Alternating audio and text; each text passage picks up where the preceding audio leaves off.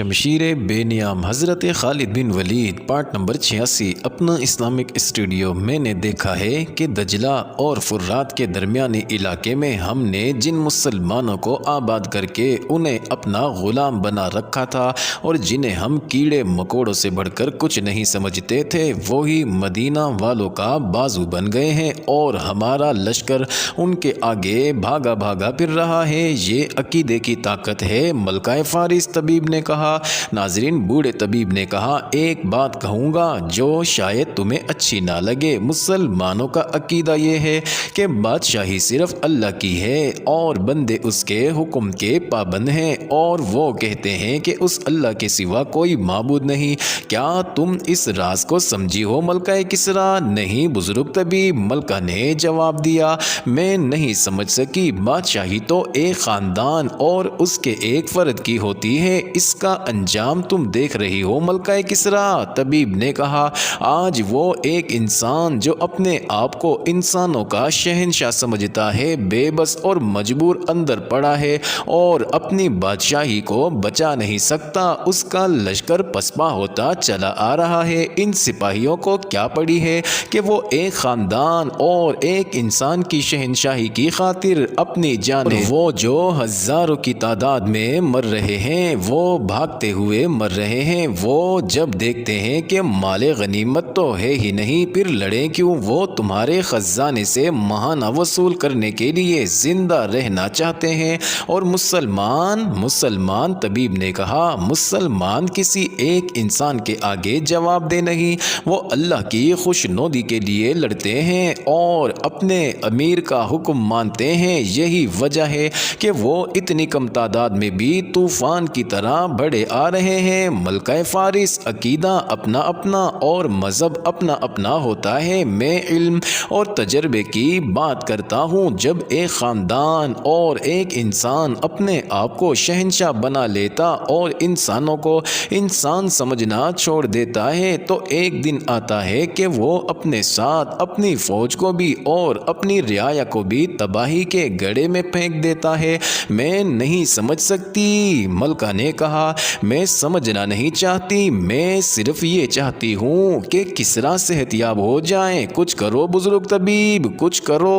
کچھ نہیں ہو سکتا ملکہ فارس، طبیب نے کہا، کچھ نہیں ہو سکتا۔ صرف یہ خبر لے آؤ کہ مسلمانوں کو فارس کی سرحد سے نکال دیا گیا ہے، یا خالد بن ولید کو زنجیروں میں باندھ کر کسریٰ کے دربار میں لے آؤ تو کسریٰ اٹھ کھڑے ہوں گے۔ ایسی خبر کہاں سے لاؤں؟ ملکہ نے رنجیدہ اور شکست خوردہ لہجے میں کہا، مدینہ کے اس سالار کو کیسے زنجیروں میں باندھ کر لے آؤں؟ اگر میرے سالار شکست کھا کر زندہ آ جاتے تو میں ان کی ٹانگیں زمین میں گاڑ کر ان پر کتے چھوڑ دیتی۔ وہ سر جھکائے ہوئے چل پڑی۔ ناظرین، ایک گھوڑا سرپٹ دوڑتا آیا اور محل کے باہر رکا۔ ملکہ دوڑتی باہر گئی، بوڑھا طبیب بھی اس کے پیچھے گیا۔ وہ ایک کماندار تھا۔ گھوڑے سے کود کر وہ ملکہ کے سامنے دو زانو ہو گیا۔ اس کا منہ کھلا ہوا تھا، آنکھیں سفید ہو گئی تھی، چہرے پر صرف تھکن ہی نہیں گھبراہٹ بھی تھی۔ کوئی اچھی خبر لائے ہو؟ ملکہ نے پوچھا اور شاہانہ جلال سے بولی، اٹھو اور فوراً بتاؤ۔ کوئی اچھی خبر نہیں، کماندار نے ہانپتی ہوئی آواز سے کہا، مسلمانوں نے پورا لشکر کاٹ دیا ہے۔ انہوں نے ہمارے ہزاروں آدمیوں کو پکڑ کر دریائے خصیف کے کنارے اس طرح قتل کر دیا ہے کہ دریا میں خون چل پڑا۔ دریا خشک تھا۔ مسلمانوں کے سالار نے اوپر سے دریا کا بند کھلوا دیا تو باد قلی خون کا دریا بن گیا۔ تم کیوں زندہ واپس آ گئے ہو؟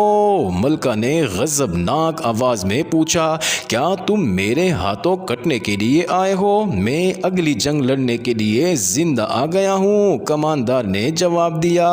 میں چھپ کر اپنے لشکر کے قیدیوں کے سر جس جسموں سے الگ ہوتے دیکھتا رہا۔ خبردار، ملکہ نے حکم دیا، یہ خبر یہیں سے واپس لے جاؤ شہنشاہ فارس کو۔ شہنشاہ فارس یہی خبر سننے کے لیے زندہ ہے۔ ارج شیر کی آواز سنائی دی۔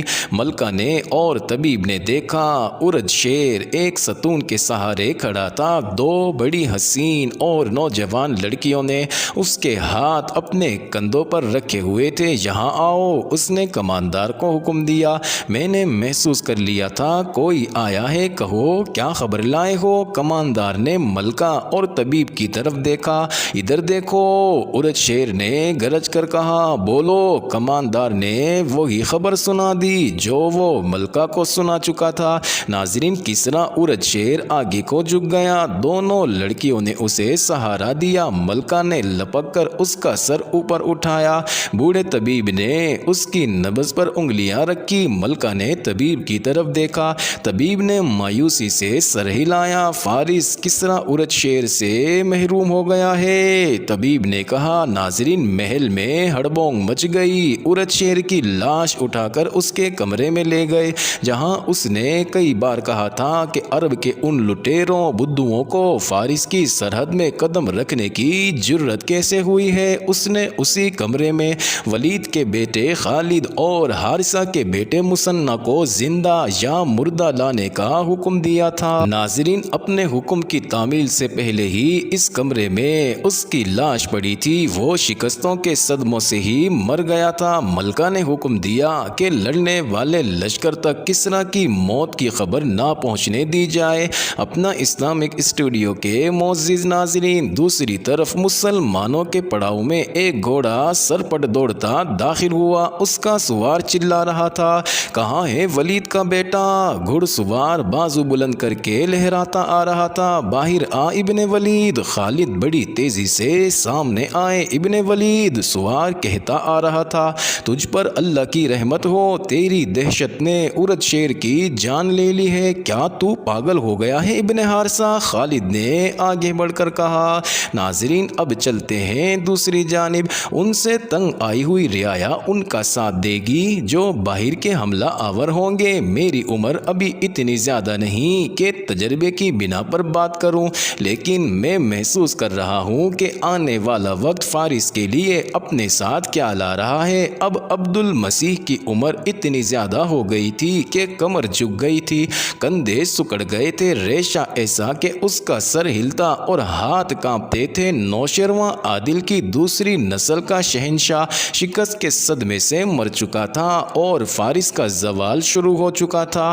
ناظرین، خالد کے لشکر نے آج عبد المسیح اور اس کے سرداروں کے قلعے کو محاصرے میں لے رکھا تھا اور اس کی قلعہ بند فوج کا حوصلہ کمزور ہوتا جا رہا۔ ناظرین، اس میں اتنی طاقت نہیں رہی تھی کہ دیوار پر جا کر دیکھتا کہ محاصرے کی اور مسلمانوں کی کیفیت کیا ہے اور مسلمانوں کی نفری کتنی ہے۔ اسے شاید مسلمانوں کی نفری کا اندازہ نہیں تھا۔ مسلمان صرف 18,000 تھے اور انہوں نے 4 قلعوں کو محاصرے میں لیا ہوا تھا، بلکہ بڑھ بڑھ کر حملے کر رہے تھے۔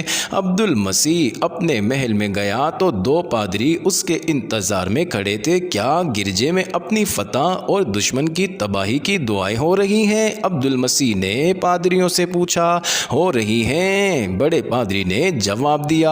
اور تم یہاں کیوں آ گئے ہو؟ عبد المسیح نے کہا، جاؤ اور گرجے کے گھنٹوں کو خاموش نہ ہونے دو۔ ہم اپنی فوج اور لوگوں کو قتل عام سے اور ان کے گھروں کو لٹ جانے سے بچانے آئے ہیں۔ بڑے پادری نے کہا، کیا آپ نہیں دیکھ رہے کہ ہمارے کتنے سپاہی زخمی اور ہلاک ہو چکے ہیں؟ کیا آپ دشمن کی للکار اور اس کے نعرے نہیں سن رہے ہیں؟ کیا تم مجھے یہ کہنے آئے ہو کہ میں ہتھیار ڈال دوں؟ آپ کی جگہ کوئی اور قلعہ دار ہوتا تو ہم ایسا مشورہ کبھی نہیں دیتے۔ دوسرے پادری نے کہا، لیکن آپ دانشمند اور تجربہ کار ہیں، جو آپ سمجھ سکتے ہیں وہ کوئی اور نہیں سمجھ سکتا۔ حقیقت کو دیکھیں، اس سے پہلے کہ مسلمان قلعہ سر کر لیں اور قلعے میں داخل ہو کر قتل عام اور لوٹ مار کریں اور ہماری عورتوں کو اپنے ساتھ لے جائیں، آپ قلعہ کچھ شرائط پیش کر کے ان کے حوالے کر دیں۔ یہ بہت بڑی نیکی ہوگی۔ مجھے سوچنے دیں ہیں۔ عبد المسیح نے کہا سوچنے کا وقت کہاں ہے؟ پادری نے کہا اوپر دیکھیں، مسلمانوں کے تیر دیواروں کے اوپر سے اندر آ رہے ہیں اور وہ دیکھیں زخمیوں کو کندھوں پر اٹھا کر اوپر سے نیچے لا رہے ہیں۔ معزز ناظرین، یہ انٹرسٹنگ ویڈیو جاری ہے، اگلی ویڈیو کس نمبر 87 میں دیکھنا مت بھولیے گا۔